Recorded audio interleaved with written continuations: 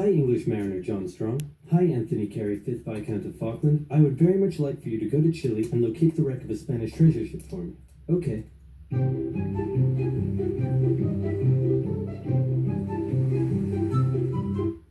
Hey, I found some islands. They were the first to write it down. They found it to be cold, wet, and miserable, just like home. So Spain went to their friends in France and said, hey, it looks like stuff is about to go down. You in on this? And the French Minister of War said, yeah, and we'll launch a full-scale invasion of England and party like it's 1066. But then King Louis XV said, 1, you're insane, and 2, you're fired. Sorry, Spain, we're not ready for a war right now. Then some colonists in North America got a bit rowdy, so the English had to leave their settlement to go focus on that. But they left behind a plaque that said this is totally still our island. But then a French guy, no, not that one, that one.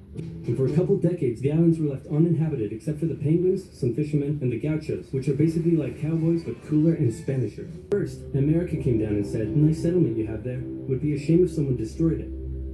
And then they destroyed it. Didn't you see our plaque? And 2 world wars came and went, and all this time the Argentinians never rescinded their claim over the islands. Now it's 1976. If you ever find yourself the brutal military leader of a struggling South American country and you start getting into hot water, here's a bit of advice that has been tried and tested throughout the centuries. Start a war to distract everyone from their misery. The person in charge of the United Kingdom at the time was this lady. Thatcher was a somewhat controversial prime minister, but whether you loved her or hated her, there was no denying that she was tough. Like metal. Iron, for example. Maybe just let them have the islands? And Thatcher said no. Okay, here, have some weapons. By the time they arrived at the Falklands in May, the Argentine forces had had time to entrench themselves. The first task for the British was to gain control of the seas, which they did easily. On the 2nd of May, a British submarine sank an Argentine cruiser. The sinking was controversial, as it occurred outside the British exclusion zone. It was also the largest loss of life in a single incident during the war. And in response, the Argentine Navy withdrew from the islands.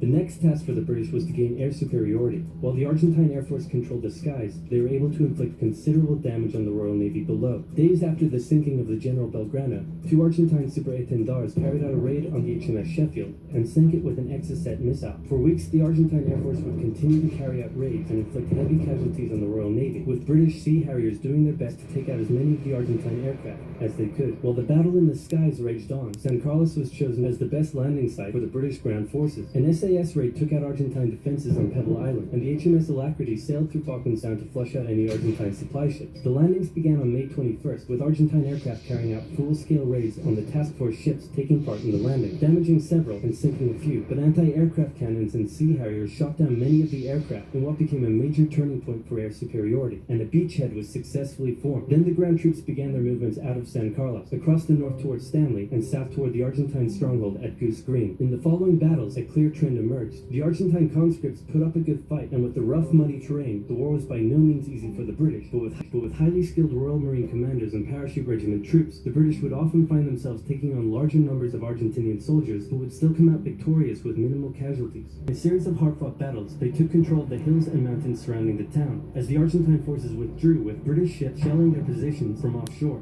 Utterly surrounded, on the 14th of June, the Argentinians surrendered, and the war was over. The 2-month-long war claimed hundreds of lives and left the island strewn with minefields that still pose a problem to this day. Argentina still claims the islands, but in 2013 a referendum was held, and the islanders voted 99.8% in favor of remaining British. Plus, oil was just found near the islands, so the British probably aren't going to give them up anytime soon.